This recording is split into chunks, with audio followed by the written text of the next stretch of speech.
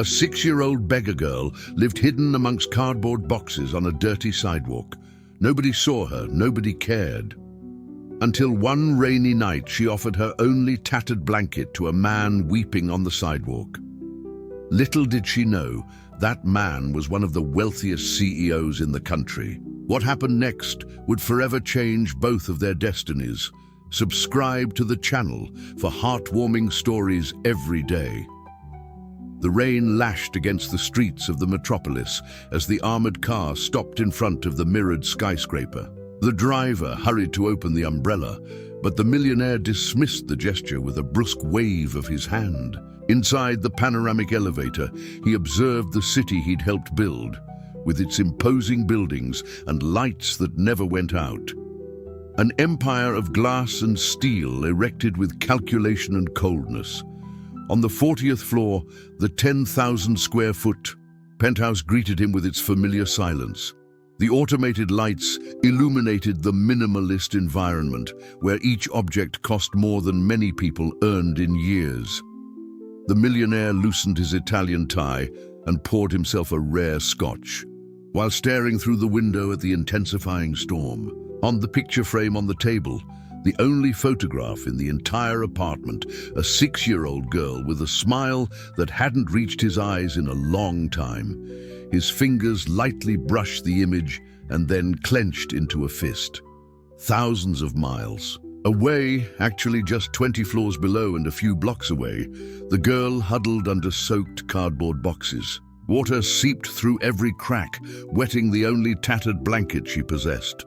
The lights of the city's most luxurious avenue reflected in the puddles, creating a spectacle of colors that no one but her seemed to notice. Hunger gnawed at her stomach like a ferocious animal. That day, she had only managed to get half an apple thrown away by someone in a hurry. Her large, dark-circled eyes followed the movement of the luxury cars, while her small, dirty fingers clutched the blanket against her chest. "Today will pass," she murmured to herself, like a mantra learned on nights when her uncle locked her in the dark closet. Tomorrow will be better. The girl had learned the art of invisibility. She stood still, almost without breathing, when well-dressed pedestrians passed. She constantly changed places to avoid the security guards who evicted the homeless. She hid in the shadows during the day and only ventured out to look for food when the traffic lessened. As the hours passed, the storm subsided to a persistent drizzle. That's when she heard a strange, muffled sound. Initially, she thought it was an injured animal, perhaps a cat or dog looking for shelter. But when she peeked through the boxes, she saw something that seemed unreal. A man in a dark suit, soaked by the rain, sitting on the curb as if the world had ended. What scared her the most was realizing that he was crying. Not like children cried with loud, dramatic sobs, but like someone who had forgotten how to do it. A contained, desperate cry that shook his broad shoulders. He didn't seem to belong there. His shiny shoes were covered in mud, and the watch on his wrist reflected the streetlights when he ran his hands over his face. The girl hesitated. Years on the street had taught her to distrust adults, especially men. But something about that scene deeply moved her. Slowly, she came out of her makeshift hiding place. The fine rain wet her tangled hair as she approached, silent as a cat. A few feet from the man, she stopped. He still hadn't noticed her, lost in his own universe of pain. The girl looked at the tattered blanket in her hands, her only possession, her only protection against the cold night. She took a deep breath, gathering all the courage her 6 years allowed, and took a few more steps. "Mister," she whispered, so softly that it was almost inaudible. The man raised his face, startled. His red eyes met hers, and for a moment both remained static, like characters frozen in a photograph. Then, without saying a word, she extended the tattered blanket towards him. The millionaire looked at the small figure in front of him as if he were seeing a ghost. Tears still flowed freely down his face, something he hadn't allowed in years, in front of anyone. The fragility of that moment left him exposed in a way he hated, vulnerable, broken, human. The small, dirty hand holding the tattered blanket remained extended towards him. There was no pity in the girl's eyes, only a silent understanding that seemed impossible for someone so young. "You're sad," she stated instead of asking, with a hoarse voice from someone who spoke little. "When I'm sad, this helps." Time seemed to freeze on that wet sidewalk. The man who commanded board meetings with an iron fist, who closed multi-million-dollar deals without blinking, found himself speechless before that child. I don't need this," he finally managed to say, his voice softer than he intended. The girl didn't back down. "Everyone needs a blanket when they're crying," she replied, with the irrefutable logic of childhood. Something broke even further inside him. It wasn't just the absurd offer, a hungry and soaked child offering her only possession to a man who could buy the entire street where they were, but the purity of the gesture. There was no hidden interest, no hidden agenda, just compassion. In its most elementary form, with trembling hands, he accepted the blanket. The fabric was damp and smelled of mildew, but at that moment, it seemed more valuable than any object in his immense vaults. "What's your name?" he asked, wiping his tears with the back of his hand, a gesture he hadn't made since childhood. The girl shrugged. "They call me many things, none of them good." That's when he really saw her. The bare and bruised feet, the dress that looked more like a rag, the hair that hadn't seen shampoo in months, and yet those eyes that knew too much pain and still managed to see beyond it. "Do you live here?" he asked, indicating the cardboard boxes softened by the rain. "Today, yes," she replied with a disconcerting simplicity. "Tomorrow, maybe there," she pointed to an alley further ahead. The millionaire felt the weight of his own worries recontextualize. Hours before, the possible loss of a few million in an investment seemed like the end of the world. Now, before that small figure who wasn't even sure where she would sleep the following night, his existential crisis seemed shameful. "Are you hungry?" he asked, knowing the answer was obvious. She hesitated, years of distrust fighting against the atrocious hunger. "I am," she finally admitted. The millionaire stood up, feeling pain in his knees from having been on the cold sidewalk for so long. For a moment, the mask of the successful executive threatened to return. His back straightened, his chin lifted, the vulnerability hidden. But then his eyes met the girl's again, and something stopped him from closing off. "Come," he said simply, extending his hand. The girl didn't move. "Where to?" "Somewhere dry, and with food."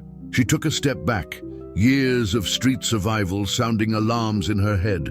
"I don't go with strangers." He almost smiled at the irony of that prudence. "Wise of you." He took his wallet out of his inside jacket pocket and pulled out some large bills. "Then I'll stay here while you go to that diner. Order whatever you want." Her eyes widened at the sight of the money, more than she had ever seen in her life. "That's a lot," she whispered. "Buy what you can carry," he replied. The girl still hesitated. Then, with a quick movement, she took the money and ran towards the brightly lit diner across the street. The millionaire watched her, expecting her to disappear with the money. It would be the natural thing to do, the expected thing. But 15 minutes later, she returned carrying 2 heavy plastic bags and held one of them out to him. "I bought some for you too," she said, handing him the exact change. When the sun rose that morning, the millionaire was already in his panoramic office. The deep circles under his eyes betrayed a sleepless night, but no one dared comment. His employees had learned over the years to read his moods by the slightest signs, the posture of his shoulders, the rhythm of his steps, the way he pursed his lips. That morning, something was different. although no one could pinpoint exactly what. "The merger documents are ready for signing, sir," the assistant informed him, placing a folder on the marble desk. He only nodded without taking his eyes off the window. Down there, almost invisible from that height, was the sidewalk where he had spent some of the most surreal hours of his adult life. The night before, after sharing a makeshift meal under an awning, he had offered the girl help. He could take her to a shelter, he said. He could make calls, pull strings, ensure she had a safe place to stay. Her response floored him. "I've been to shelters," she had said, slowly chewing her sandwich as if savoring a delicacy. "I prefer the street. Inside, there are rules and people who pretend to care." How could such a small child sound so old? The millionaire ran his hands over his face, trying to push away the memory. It wasn't his problem. He had already done more than anyone else would have done in his place. He had companies to manage, shareholders to satisfy, an empire to maintain. "Cancel my appointments for this afternoon," he ordered suddenly. The assistant blinked, astonished. "All of them, including the meeting with the Chinese delegation?" "Especially that one," he replied dryly. "Tell them I'm unavailable." The truth is, he couldn't get those eyes out of his mind, eyes that so resembled those of another girl from another time, a memory he had buried under layers and layers of obsessive work and ruthless ambition.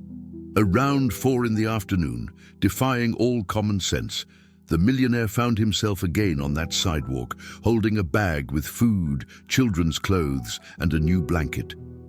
He told himself it was just to recover his dignity after the embarrassment of the previous night. A man of his position, crying in public like a teenager. He needed to show that he was in control, that the girl's gesture hadn't affected him. "You came back?" The small voice startled him. She had approached silently, a skill learned on the streets. "I brought some things," he said, extending the bag and maintaining a distance, as if fearing some kind of contagion. The girl examined the contents with suspicion. "Why?" The direct question caught him off guard. In his world, no one questioned his motivations. People accepted his gestures, whether generous or cruel, with the same fearful reverence. "Because you helped me yesterday," he replied finally, halfway between lie and truth. "It was just an old blanket." "It was all you had," she shrugged her thin shoulders. "You seem to need it more than me." The millionaire felt a growing irritation. He wasn't used to being read so easily, much less by a street kid. He had built walls around his emotions over decades, walls that not even his ex-wife had managed to overcome. And there was that girl, disarming him with a few words. "Where are your parents?" he asked abruptly, changing the subject. Her face closed up like a clam. "I don't have any. Everyone has parents. Mine are gone." "Both?" She nodded. "They say my mom died when I was born. My uncle took care of me until he didn't want to anymore." The millionaire felt a lump in his throat. He knew what it was like to lose someone. He knew what it was like to be alone in the world, even surrounded by people. And there are no other relatives, grandparents, aunts, uncles. "If there are, they don't want me," she replied with a simplicity that was painful to hear. "It's okay. I manage fine on my own." He looked at that tiny figure speaking like a miniature adult and felt something he hadn't experienced in years. Pure and genuine outrage. Outrage at a system that allowed children to live on the streets. Outrage at families who abandoned their little ones. Outrage at himself for passing by people like her every day without ever really seeing them. "No one should have to manage on their own at 6 years old," he said, more to himself than to her. The girl studied him with her ancient eyes. "You're alone too," she stated, "and you're a lot older than me." The words hit him like a slap. He turned and walked quickly towards the car that awaited him without looking back. With each step, he convinced himself he wouldn't return to that sidewalk again. He wouldn't get involved. He already had enough problems, enough pain, enough ghosts. The next morning, defying his own resolutions, the millionaire returned. And the day after that, and the one after that. Each visit began with the same silent excuse. He was just checking if the girl was still there, if she needed something essential, if the money and supplies he had left had been enough. On the fourth day, he didn't just bring food and blankets. He also brought an illustrated children's book. "Can you read?" he asked, sitting next to her on the step of a deactivated service entrance where she had now set up her makeshift shelter.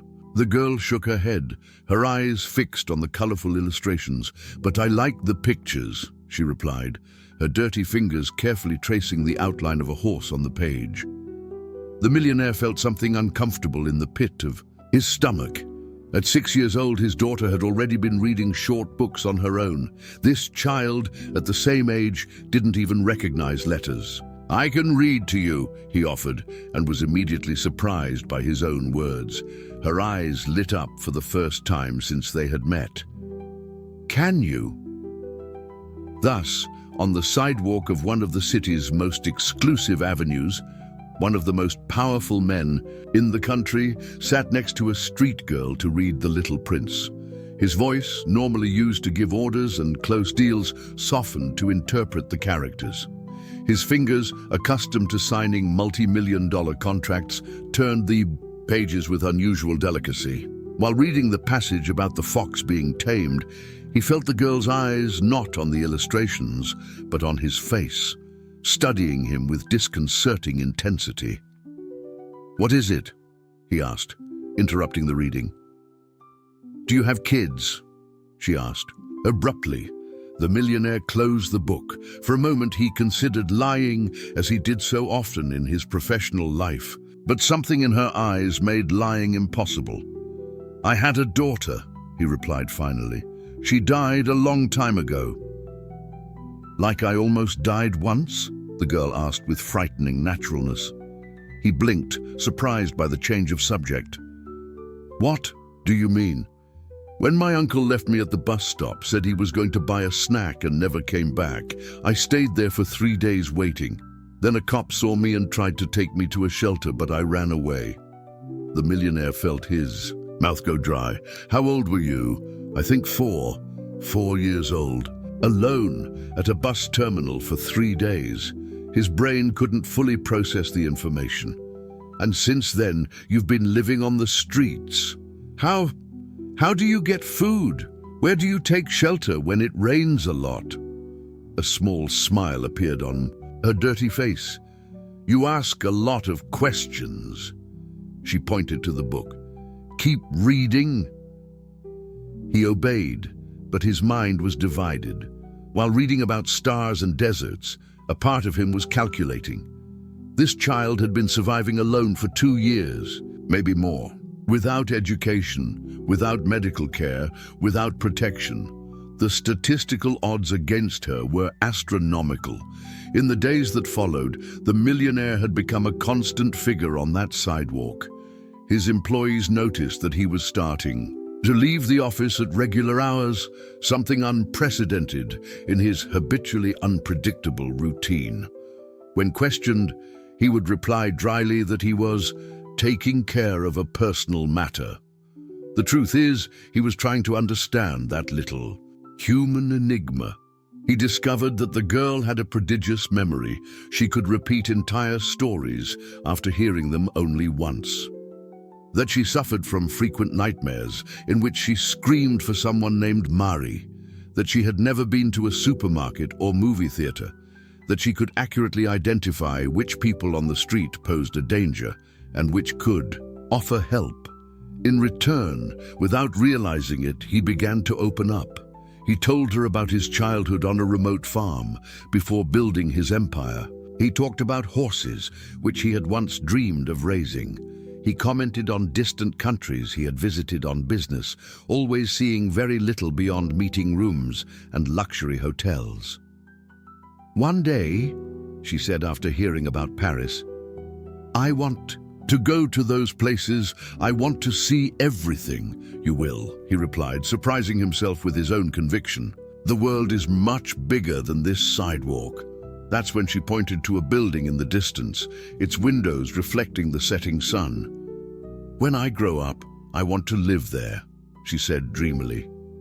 The millionaire followed her gaze.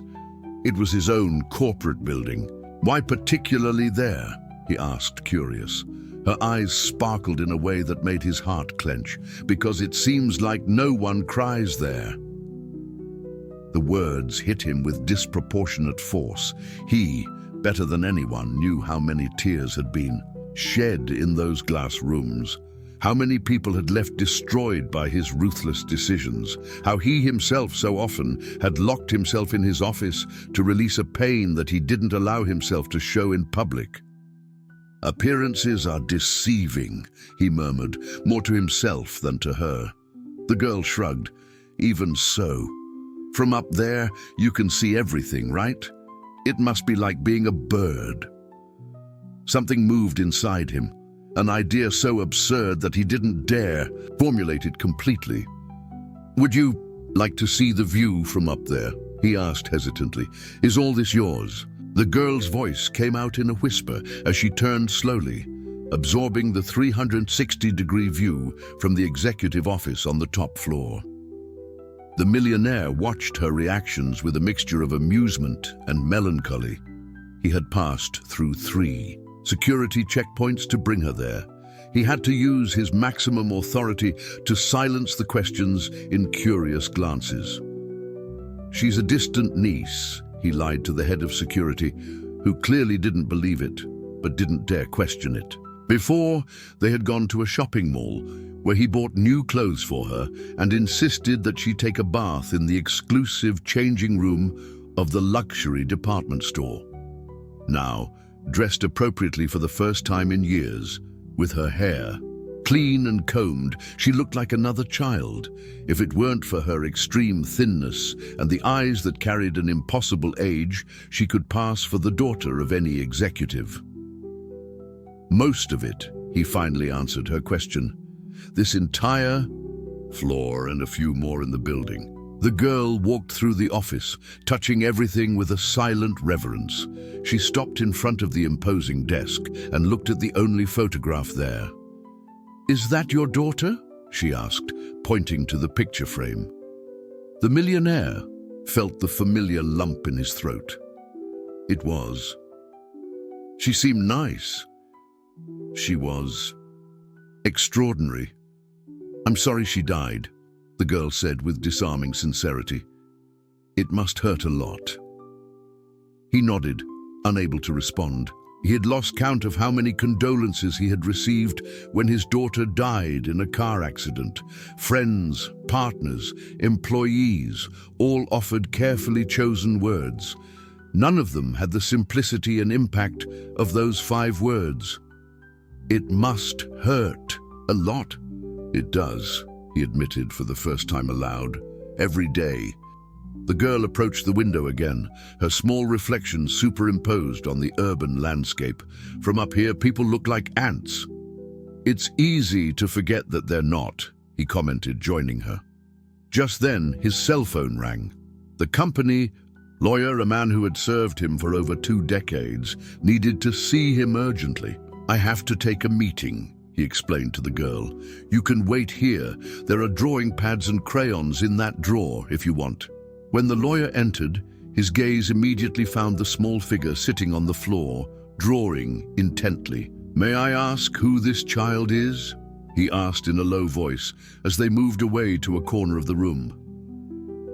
A friend, the millionaire replied firmly, challenging him to ask more questions. The lawyer didn't back down. A friend? An underage, unidentified child in your private office? Do you have any idea of the legal risks this represents? Lower your voice, the millionaire ordered. She can hear.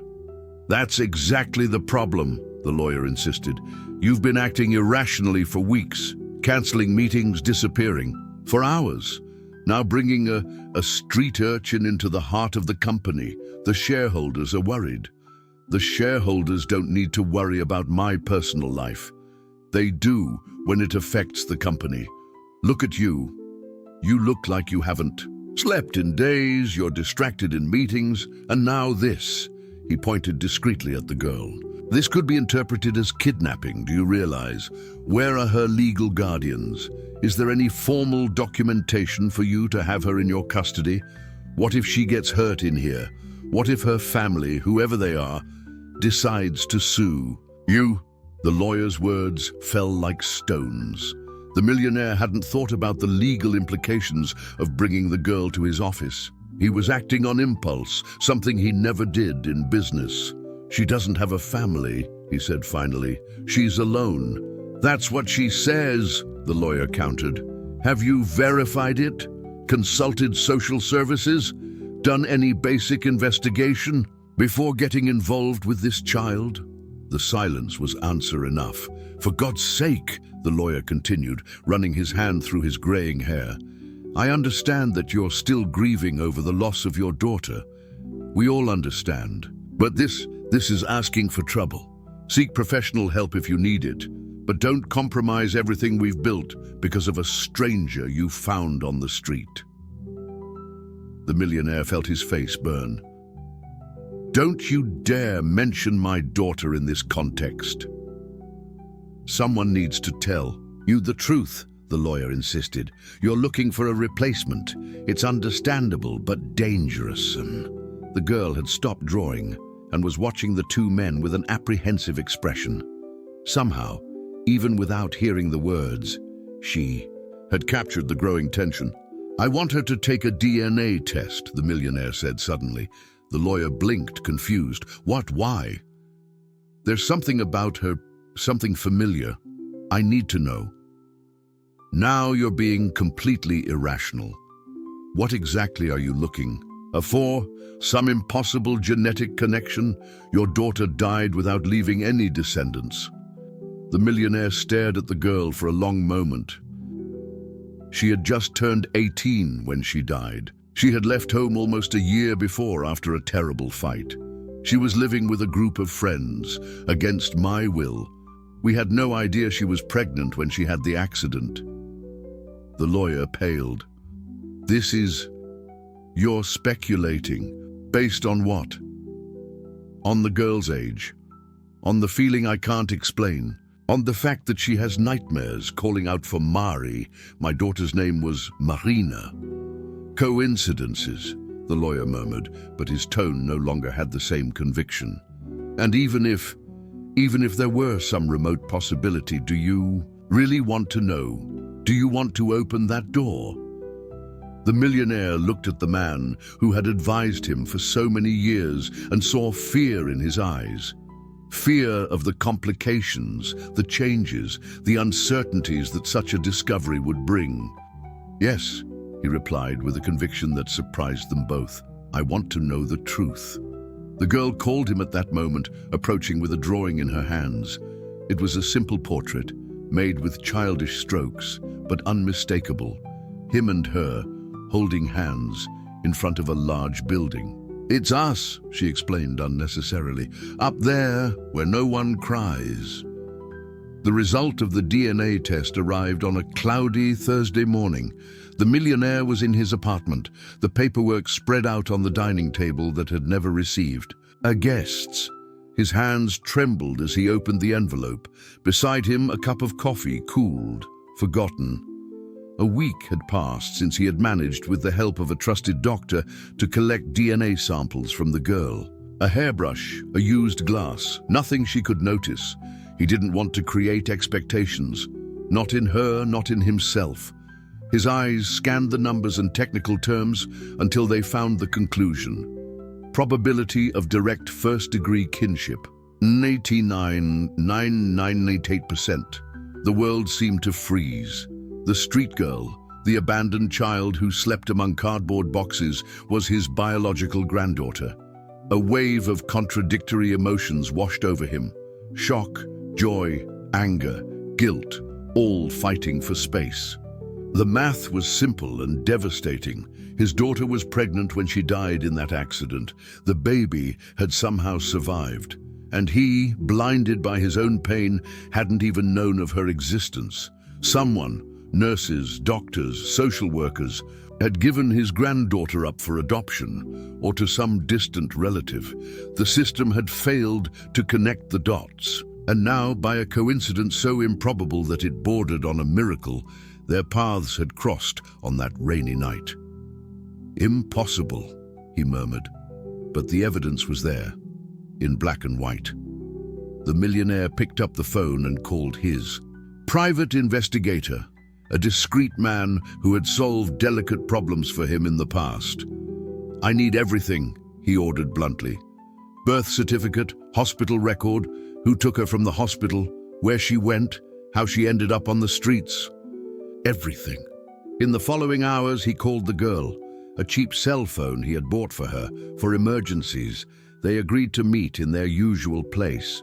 When he saw her arriving with her hair cleaner and her clothes less tattered thanks to the care of the last few weeks, the millionaire saw her with new eyes. How hadn't he noticed it before? The shape of her face, certain gestures, the way she tilted her head when she was curious. Everything reminded him of his daughter. "Is something wrong?" the girl asked as she approached, noticing his tense expression. He had mentally rehearsed that conversation, but now the words seemed inadequate. "I have something important to tell you," he began, sitting on a nearby bench and indicating that she do the same. "But first I need to ask you some questions about your mother." The girl's face closed up. "I told you I don't remember her." "Do you know her name?" A moment of hesitation. "Mari, I think, or something like that. I heard my uncle say it a few times when he was drinking." The millionaire's heart raced. "Mari, as in Marina?" The girl shrugged. "Maybe. And your uncle? Was he her brother?" "I don't know. He always said he shouldn't have agreed to take care of me, that it was a mistake." The millionaire took a deep breath, trying to control the growing anger against this unknown man. "You never saw pictures of your mother? Did they never tell you anything about her?" The girl shook her head.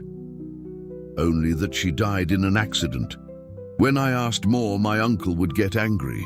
She hesitated, then added, "Once, when he was really drunk, he said she was from a rich family, but they didn't want me." The pain of those words was physical. Rich family that didn't want her. That's how his granddaughter saw him, as part of those who had rejected her. "That's not true," he said firmly. "Your mother, Marina, was my daughter." The girl's eyes widened in disbelief. "What? You're my granddaughter?" The word sounded strange, miraculous. "And I didn't know you existed until today." The girl was still processing the information. Then she frowned. "You're lying." "I'm not. I took a test. That's why I felt something familiar in you from the beginning. That's why—" "You're lying," she interrupted, her voice trembling with emotion. "If I was your granddaughter, how wouldn't I know? How would you let me stay on the streets?" "I didn't know," he repeated, begging with his eyes that she believe him. "Your mother, we had a bad fight before the accident. She left home. She didn't tell me she was pregnant." "If it were true, why did my uncle say you didn't want me?" The millionaire felt his stomach sink. Who is this man? He wasn't related to me, certainly. I don't remember his full name. Everyone called him Tico. Something clicked in the millionaire's memory. Tico. That's what his daughter's boyfriend was called back then. A guy he despised, finding him opportunistic and irresponsible. "Ricardo?" he murmured. "Ricardo Mendez." The confirmation came in the girl's surprised look. The puzzle was starting to come together. Marina, pregnant, had probably confided only in her boyfriend. When she died in the accident, the guy somehow managed to obtain custody of the child. Perhaps because he had been named as the father on the birth certificate. Perhaps because no one knew who the real grandfather was. But why hadn't he looked for the family? The millionaire knew the answer. The fight had been terrible. He had threatened to disinherit his daughter if she continued with that guy, demanding that she choose between her family and her boyfriend. In her wounded pride, Marina had chosen love, leaving home with few words of farewell. The resentment that Ricardo must have felt for the man who had tried to separate them explained why he had never sought financial help, even having a child to raise. And then, when the burden became too heavy, he simply abandoned her. "Why should I believe you?" the girl asked, bringing him back to the present. The millionaire looked at her. This child who had suffered so much because of pride and resentment, his own, Ricardo's, past wounds that had shaped her destiny unfairly. "You don't have to believe me now," he replied softly. "But I want you to come live with me. I want to take care of you, give you the life you deserve. School, toys, a safe place to sleep. I can prove what I say. With time." The girl stood up, her small body tense as a rope. "This is a trap. People like you don't help people like me without wanting something in return." There was so much fear and distrust in her voice that the millionaire's heart broke a little more. "What could I want from you besides the chance to fix my mistake? You're all I have left of my daughter." The girl's eyes filled with tears, the first he had seen since he met her. "So what if I'm your granddaughter? Then why did you only show up now? Why did you let me go hungry? Why did you let my uncle hit me and then abandon me? Why?" The childish voice rose in a scream that attracted glances from passers-by. The millionaire felt each word like a blow. He had no answers that could erase her suffering. "I didn't know," he repeated, knowing how inadequate that explanation was, "and I'm going to spend the rest of my life trying to make up for it." The girl took a step back, then another. He recognized the movement. She was about to run.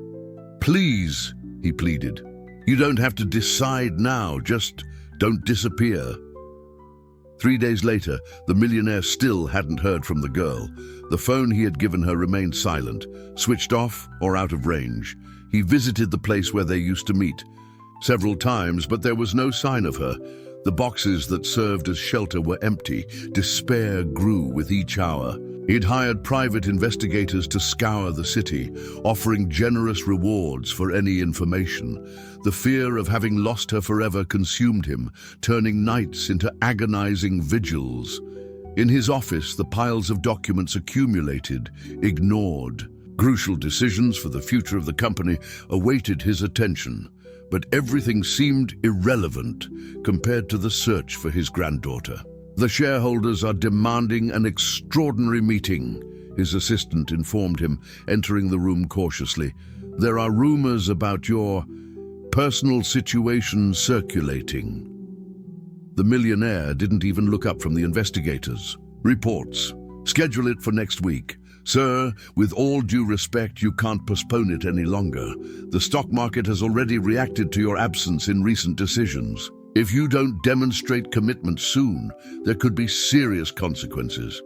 "Do you think I care about the stock price now?" he retorted coldly. The assistant, who had served him for over a decade, rarely contradicted him, but at that moment, her loyalty spoke louder than her fear. "What you're doing isn't going to help that girl," she said with surprising firmness. "If you lose control of the company, you'll also lose the resources to help her when you find her." The words penetrated the fog of anxiety that surrounded him. She was right. He needed to keep his head straight. "Schedule it for tomorrow," he finally agreed, "and bring the executive summaries for me to review." That's when his cell phone rang. An unknown number. He answered immediately. "We have information about the girl," said a male voice without identification, "but it's going to cost you." The millionaire's blood ran cold. "Who are you?" "Someone who knows where she is and what she's worth to you." A wave of anger washed over him. If you lay a finger on her, no one's going to hurt us if you cooperate. 5 million in cash, no police, no tricks. How do I know you're with her? Let me talk to her. It doesn't work like that, the voice replied. Deposit the money first, then we'll talk about delivery. I need proof of life, the millionaire insisted, years of tough negotiations guiding his instinct. Or there's no deal. There was a tense pause. Then, check your email in 5 minutes. The call ended abruptly. The millionaire felt cold sweat trickling down his back as he waited. When the notification popped up on the computer screen, he opened it immediately. The photo showed the girl sitting on a worn sofa. She was holding a newspaper from the day, confirming that the image was recent. Her face was pale, but there were no visible signs of injury. Her eyes, however, contained a terror that made his stomach clench. Immediately, he forwarded the image to his security team. Analyze everything: the environment, possible locations, photo metadata. I want to know where she is. Then, against all his instincts as a seasoned negotiator, he made the required transfer. At that moment, he wasn't the calculating businessman, he was just a desperate grandfather. The meeting with the shareholders the next day was a disaster. Distracted and visibly exhausted, the millionaire could barely follow the discussions. When questioned directly about his recent behavior, his response was vague and defensive. My personal life is not up for discussion, he declared coldly. It is when it affects the company, the chairman of the board retorted. Rumors are circulating about you trying to adopt a street kid. Is it true? The millionaire stiffened. Where did this information come from? So it's true, the chairman concluded. We need to discuss the implications of this. There's nothing to discuss. On the contrary, there are legal issues, public image, psychological stability to lead the company. The millionaire slammed his hand on the table. Psychological stability? Are you questioning my mental capacity? A heavy silence filled the room. Finally, the company lawyer intervened. No one is questioning your capacity, but we need transparency. This child, there are rumors that you believe she's your granddaughter. They're not rumors, he replied dryly. It's a fact confirmed by DNA. Murmurs spread around the table. The chairman of the board adjusted his glasses, visibly uncomfortable. I understand your emotional connection to the situation, but we need to consider all angles. If there's an unexpected heir, it affects the succession structure of the company. The shareholders have a right to know. She's a 6-year-old child, not a corporate threat, the millionaire retorted, his voice trembling with anger. And where is she now? A shareholder asked. Under your legal guardianship? The millionaire hesitated, revealing more than he intended.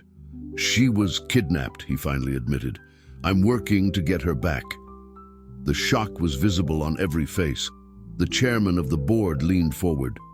Kidnapped? Is the police involved? No, the kidnappers were clear about that. This is insane, exclaimed a shareholder. You're making emotional decisions that compromise not only your personal safety, but potentially the entire company. I paid the ransom, the millionaire continued, ignoring the reactions. I'm waiting for contact to get her back. The chairman of the board exchanged meaningful glances with other members. Then, in a solemn voice, he announced, "We need to vote on your temporary removal." The words fell like a sentence. The millionaire looked around the table at faces he had known for decades, some friends, others just allies of convenience. At that moment, they all seemed like strangers. You can't do this, he said, but without his usual conviction. Statutorily, we can, the chairman replied, due to temporary incapacity. As the vote took place, a formality given the mood in the room, the millionaire's cell phone vibrated. A message from the unknown number, "We have the girl. If you want to see her again, come alone." An address in an abandoned industrial neighborhood followed. Without hesitating, the millionaire stood up in the middle of the vote count. "This meeting is over for me," he announced, walking towards the door. "Do what you think is necessary." The voices of protest followed him down the hallway, but he was already far away, not only physically, but in spirit. For the first time in decades, the company, his most precious creation, was not his priority. In the elevator, he called his head of security. "I'm going to meet her, alone." "Sir, it's an obvious trap," the voice on the phone replied. "Let us position a team first." "No. If they perceive any suspicious movement, she's in danger. Then at least allow us to follow you at a distance." The millionaire hesitated, then agreed. "Stay invisible. Don't intervene unless I give the signal." In the car, as he drove to the indicated address, a single certainty dominated him. He would give everything. The company, the fortune, his own life, to have his granddaughter back. The abandoned warehouse loomed against the grey sky, like a shadow of the city's industrial past. Surrounded by weeds and debris, the concrete building seemed like the perfect setting for a trap. The millionaire parked his car, not the usual limousine, but a discreet model, at a safe distance and observed the location for a few minutes. No other vehicles visible, no movement, just the wind rustling pieces of plastic and paper. "I'm going in," he informed the head of security by cell phone. "If you don't hear from me in 20 minutes, intervene." "Team positioned 300 meters out, sir. Thermal cameras detect 3 people inside the warehouse, 1 adult and what appears to be a child in the center, another adult near the side entrance." The millionaire took a deep breath. Feeling the weight of the small transmitter hidden in his wristwatch, he got out of the car and walked deliberately towards the main entrance, allowing himself to be clearly seen. The metal door creaked as, he pushed it open. The interior was dim, illuminated only by a few broken skylights in the high ceiling. The smell of mold and abandonment permeated the air. "I'm here," he announced, his voice echoing in the empty space. "Where is she?" A movement to his right caught his attention. A lean man with a cap pulled over his eyes emerged from the shadows. "The money?" he demanded, the same voice from the call. "I've already transferred what you asked for. Where's my granddaughter?" The man gave a harsh laugh. "Your granddaughter? Who would have thought?" He gestured towards the back of the warehouse. "There." In the partial darkness, the millionaire managed to distinguish a small figure sitting in a chair, apparently tied up. His heart leaped. "Let her go, now!" "Not so fast," the man replied, drawing a gun. "I don't think you understand the situation. 5 million? That was just the beginning." The millionaire remained impassive, although his accelerated pulse could be detected by the monitoring device. "What else do you want?" "Controlling interest in your company." The demand was so absurd that for a moment the millionaire thought he had misheard. "Impossible." "Nothing's impossible when you have the right card to play," the man replied, pointing at the girl. "You're going to sign the documents transferring your shares to an offshore holding company. Our lawyers have already prepared everything." "Who's behind this?" the millionaire asked, stalling for time while his mind calculated distances and possibilities. "This isn't a common kidnapping. Someone who knows your weak spot better than you do." A second man emerged from the back of the warehouse, approaching slowly. There was something familiar about his arrogant gait, the posture of his shoulders. When he stepped into a beam of light, the millionaire felt the blood freeze in his veins. Ricardo, his daughter's ex-boyfriend, the man who had abandoned his own niece after taking care of her poorly for years, smiled with disdain. "Surprised to see me? You shouldn't be. You always underestimated my intelligence." Everything made sense now. The timing of the girl's appearance in his life, the coincidences, the ease of the kidnapping. "You planned everything," the millionaire concluded, the anger growing like a wave. "You used an innocent child." Your granddaughter, Ricardo corrected with a sarcastic smile. Blood of your blood. Ironic, isn't it? You threw me out of your daughter's life because I wasn't good enough. Now you're going to hand over your fortune because of her daughter. How did you know she survived the accident? Ricardo shrugged. I was at the hospital when Marina died. The doctors saved the baby, premature but strong. I convinced a nurse to register her as my niece, said I was the only living relative. It was easy. And then you abandoned a 4-year-old child at a bus terminal, the millionaire accused, barely containing his fury. The other man, still wielding the gun, seemed impatient. Less talk, sign the papers. The millionaire took a step forward. Let me see her first, confirm that she's okay. Ricardo hesitated, then gestured to his accomplice, who nodded. The three walked towards the back of the warehouse. The girl was sitting in a wooden chair, her hands tied in front, not behind as it had initially seemed. Her eyes widened when she saw the millionaire. You came, she whispered, as if she didn't believe it. Of course I came, he replied, kneeling in front of her, ignoring the captors. I promised I'd take care of you. His eyes scanned her quickly. She didn't seem injured, just scared and tired. Very touching, Ricardo interrupted. Now the documents. The armed man threw a folder onto a crate used as a makeshift table. The millionaire stood up slowly. Let's say I sign. How do I know? You'll release her? My word of honor, Ricardo replied with false solemnity. The same word you gave a 4-year-old before abandoning her. Ricardo's face hardened. I didn't ask to be a father. I did what I could. Liar. Gee, the girl's voice surprised everyone. You left me there on purpose. You said you were going to buy something to eat and never came back. Shut your mouth, brat, Ricardo shouted. That was the instant the millionaire needed. With a swift movement, he pushed the makeshift table against the armed man, unbalancing him. At the same time, he activated the emergency signal on his watch. Now! He yelled, lunging towards the girl. The operation happened in seconds. The security team burst in, through multiple entrances, neutralizing the armed man before he could react. Ricardo tried to flee, but was quickly intercepted and immobilized. The millionaire, oblivious to all of this, concentrated only on untying his granddaughter. When he finally managed, she threw herself into his arms, trembling. It's okay now, he murmured, stroking her hair. I'm here. I'll never let anything happen to you again. She clung to him as if she feared he might disappear. I was so scared, she whispered. He said you wouldn't come, that nobody cares about kids like me. He lied, the millionaire replied, feeling tears in his own eyes. You're the most important person in my world.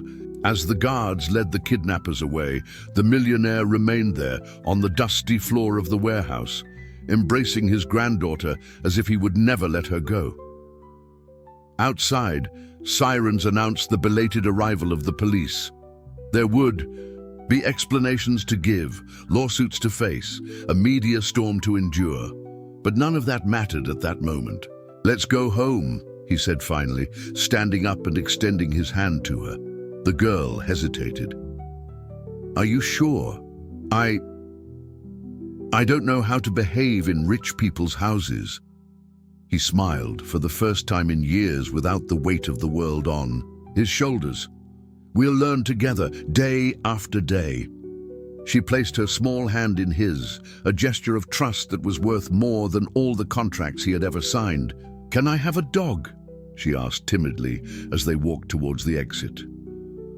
A laugh escaped the millionaire's lips, a sound so genuine and unexpected that it surprised them both. We can have two. The following weeks were a roller coaster of emotions, red tape and adjustments. The case exploded in the media. Tycoon finds lost granddaughter living on the streets. The headlines alternated between sensationalism and melodrama, turning their story into a narrative of redemption for public consumption. The millionaire hired the best lawyers, to secure legal guardianship of the girl. The representatives of the company's board, initially skeptical, backed down in the face of the wave of public sympathy that the story generated.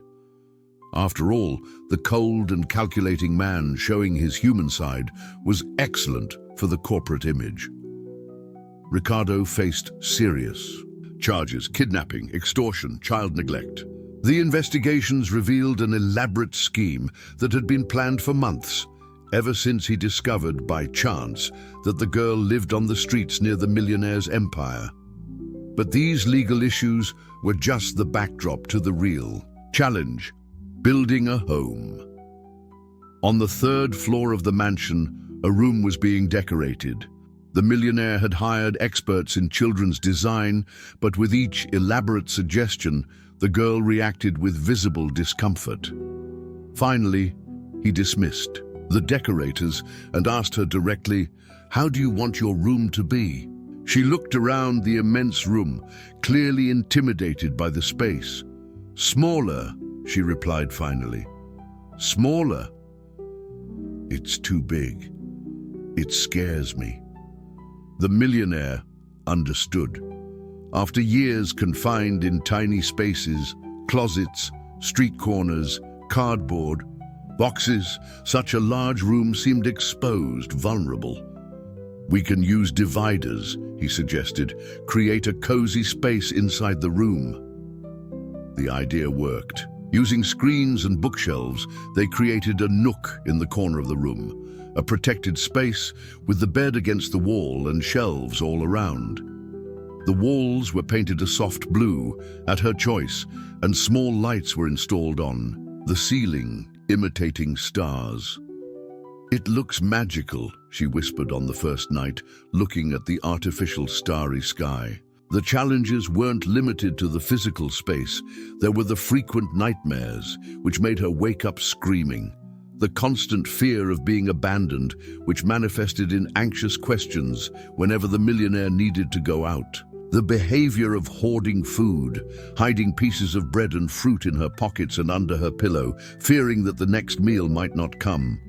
"You don't need to save food," the millionaire explained gently, finding wilted apples under the bed. "There will always be more when you need it." She looked at him with distrust. "What if one day it runs out? What if you get tired of me?" Those questions cut the millionaire's heart like knives. "I won't get tired. You're my family." The doctors and therapists explained that it would take time. The trauma of abandonment wouldn't be overcome overnight. It would be a slow process, built day after day with gestures, words, and above all, consistency. School adaptation was another challenge. The educational assessment revealed what was already suspected. Despite her sharp intelligence, the girl had a significant learning gap. She had never attended formal school, didn't know letters or numbers. The millionaire hired private tutors to prepare her before enrolling in a real school. "I don't want to go," she protested on the first day of school, clinging to the car door. "Why?" he asked softly. "They're going to laugh at me. They're going to know I used to live on the street." The millionaire knelt down to her level, adjusting the bow of the school uniform that seemed so strange on her.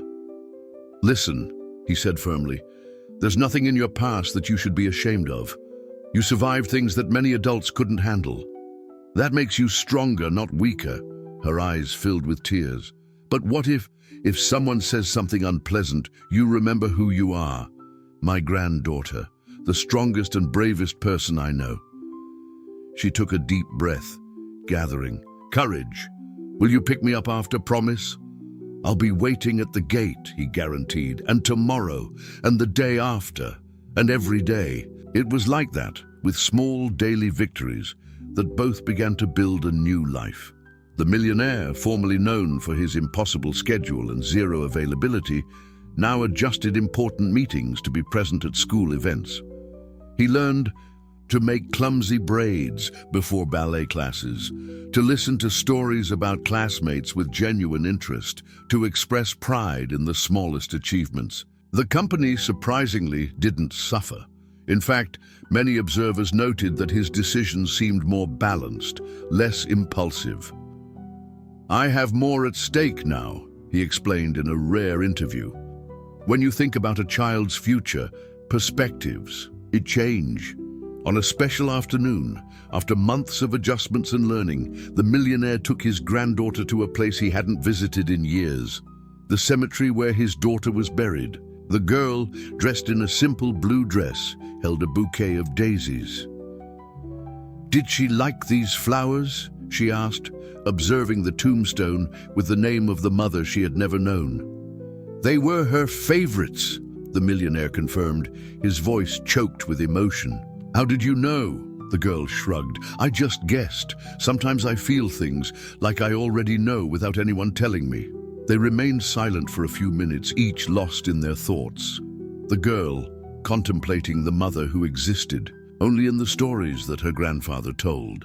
The millionaire, reflecting on the mistakes he couldn't undo and the second chances he never expected to receive. "Do you think she'd be happy?" the girl asked suddenly. "To see us together?" The millionaire swallowed the lump in his throat. "I'm sure she would." On the way back, driving along the same avenue where once a tattered blanket had been offered in the rain, the girl observed the city with different eyes, no longer as a lone survivor, but as part of something bigger. "Grandpa," she called, using for the first time the term that still sounded strange to both of them. "Can I ask you something?" "Anything," he replied readily. "Can we help other children, those who are still on the streets like I was?" The request caught him off guard. Amidst all the adjustments and adaptations, his attentions had turned exclusively to her.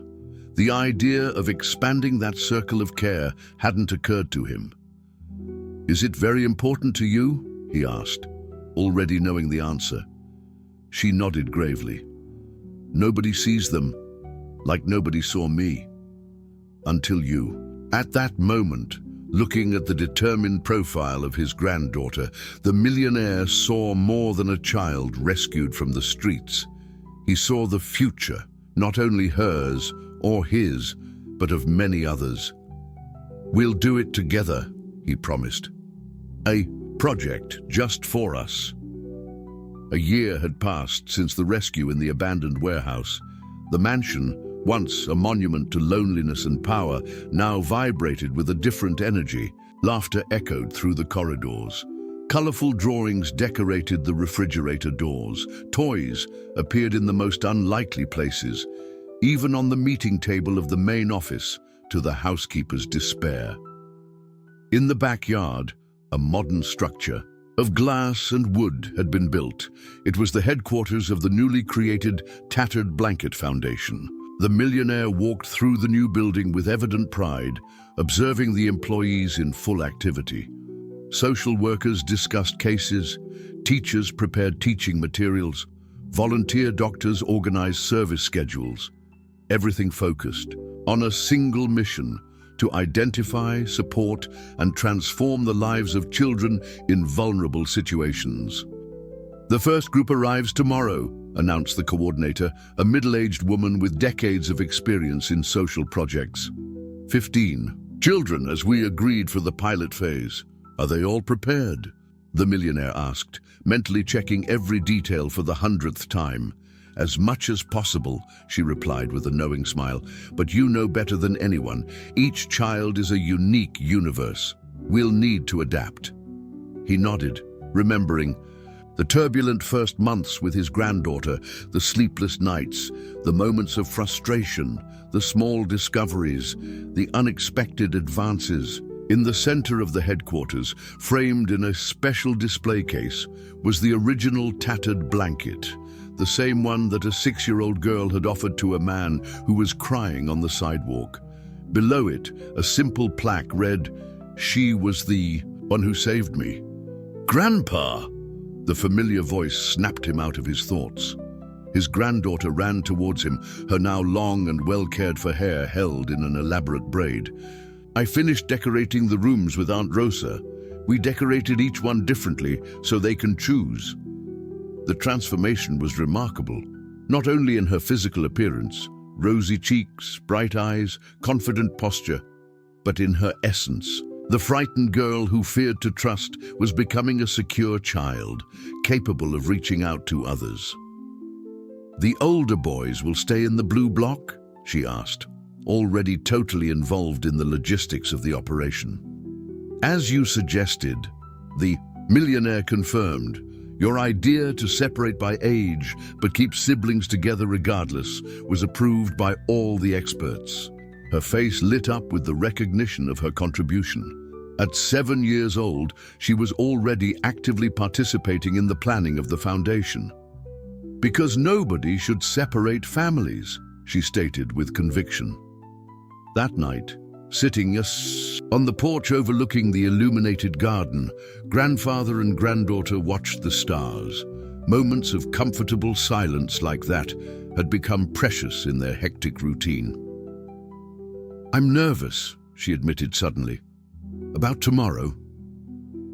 The millionaire asked, taking a sip of his tea. She nodded. "What if they don't like it here? What if they want to run away, like I almost did?" "Some may try," he replied honestly. "We've learned that we can't force trust. It needs to be earned." "It took time with me," she acknowledged, remembering the tense first days in the mansion. "And it was worth every second," he completed, gently squeezing her hand. The girl leaned back in her chair, contemplating the starry sky. "Sometimes I'm afraid that all of this is a dream," she confessed in a low voice. "That I'll wake up back in those cardboard boxes." The millionaire felt his heart clench. Even after a year of constant safety and love, the trauma still lurked in the shadows. "It's not a dream," he assured her. "And you know how you can be sure?" She shook her head, curious. "Because in dreams, things just happen magically. In real life, we need to work for them every day, like you do at school, like we do together at the foundation." A small smile formed on her lips. "Like you do being my grandpa." "Exactly." The next morning, the foundation was preparing to receive its first resident children. The millionaire, dressed simply, without his usual suit, waited in the entrance hall. Beside him, his granddaughter nervously adjusted the bow on her dress. "What if they ask about before?" she whispered, worried about her past on the streets. "You decide how much you want to share," the millionaire replied. "But remember, your story may be exactly what will give these children hope." The vehicles began to arrive, bringing children of different ages and stories. Some distrustful, observing everything with cautious eyes, others dazzled by the space and the facilities, all carrying the invisible weight of losses and abandonment. The granddaughter timidly approached a girl smaller than her who was hiding behind the social worker. "Hi," she said simply. "Do you want to see your room?